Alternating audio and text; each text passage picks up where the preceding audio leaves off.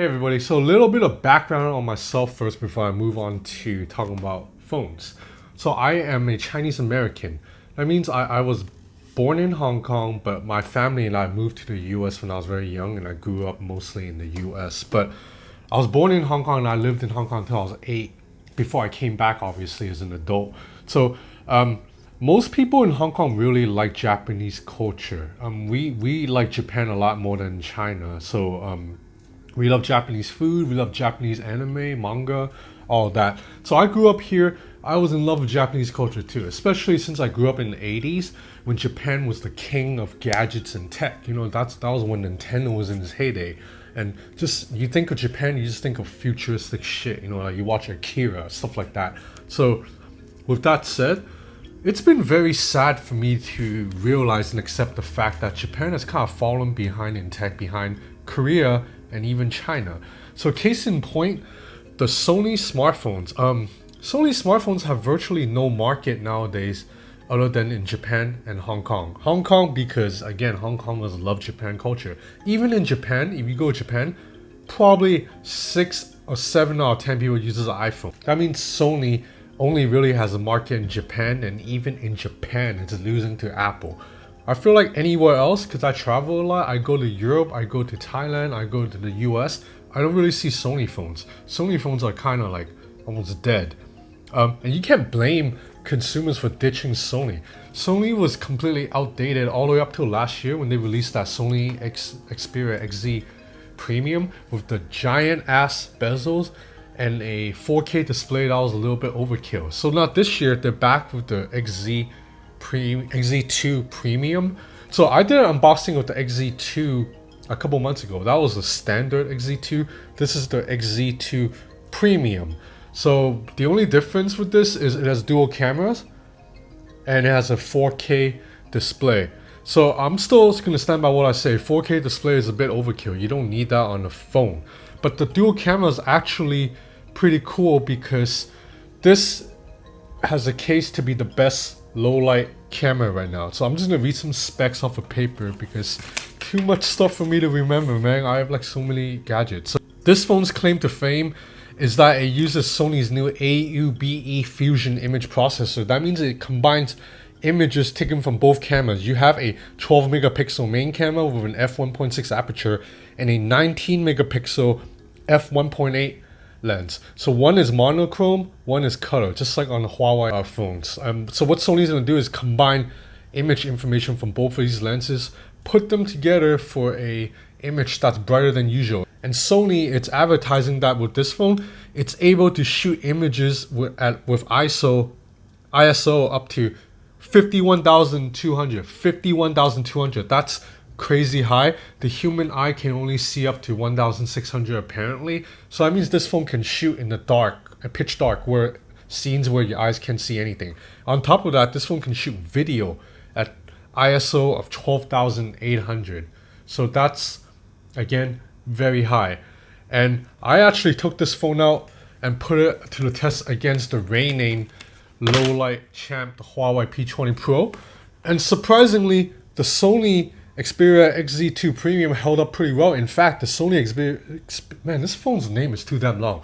In fact, the Sony Xperia XZ2 Premium actually beats the P20 Pro in a couple of situations, including video. I'm going to show you some photo samples in a bit and video samples, and you'll see that this phone is actually really good, the best at something. And it's about time because Sony phones have been mediocre for so long. They haven't been excelling at anything. And really, the camera low light capability is the only thing that stands out because you look at this phone, the design is still a little bit dated. The bezels are still relatively large by 2018 standard. This phone is really damn heavy. It's like pretty bulky. It's not that comfortable to hold. And I don't know why the fingerprint reader is so low. It's just weird. And the camera module is also lower than usual. So this phone just looks weird. Like, you look at all these other phones, it just looks a little bit better, right?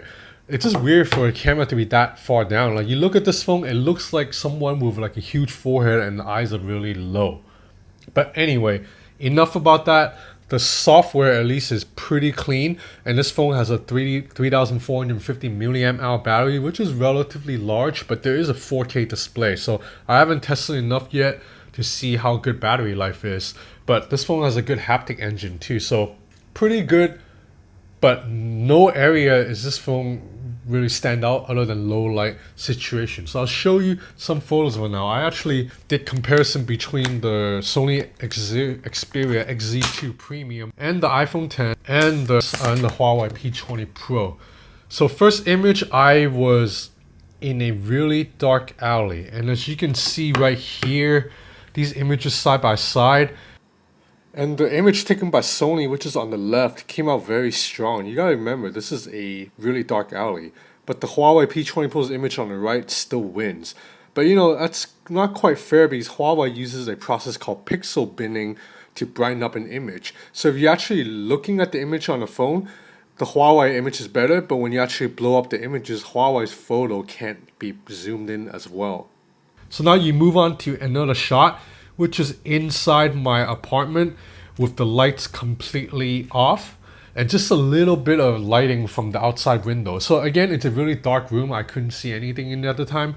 But now you took the two images side by side, and this one Huawei actually wins. That's because Huawei uses pixel binning, and also it's kind of little bit of trickery to kind of over process the image. So you see the Sony image is definitely a lot more natural, but the Huawei image is overall brighter. It's a little bit more pleasing to the eye, and you see more of the image. So right here, Sony wasn't able to beat Huawei.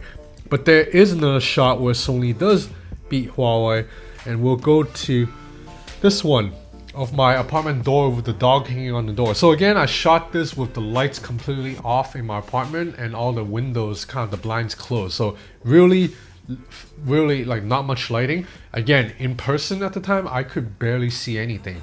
But again, right here, you see Sony's extra high ISO kicked in, and this image turned out a little bit brighter and a little bit more detailed than the Huawei P20 Pro's image.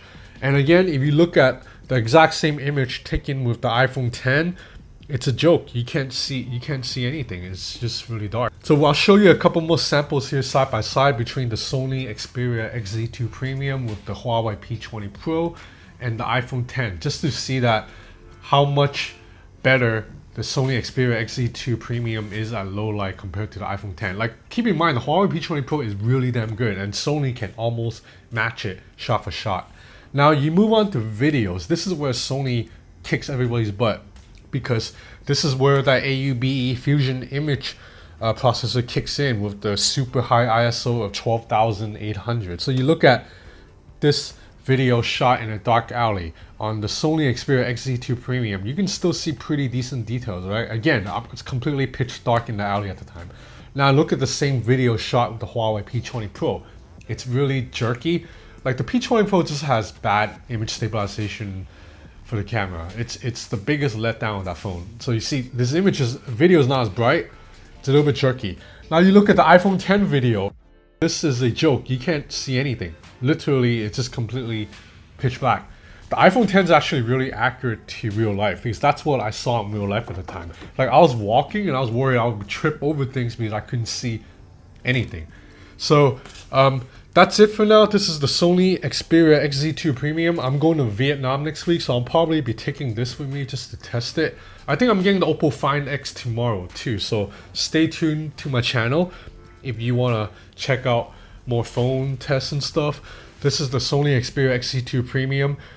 This phone's expensive as hell. I believe it's selling for $1,000 US, so at this price it's going to be dead on arrival. But at least finally there's something a Sony smartphone can do that it can say is the best, and that's low light videos and low light photos. The Huawei P20 Pro is still the low light king, but the Sony Xperia XZ2 Premium, it's getting close. So if this is Jordan, this is LeBron. It's getting really close. Anyway, thanks for watching.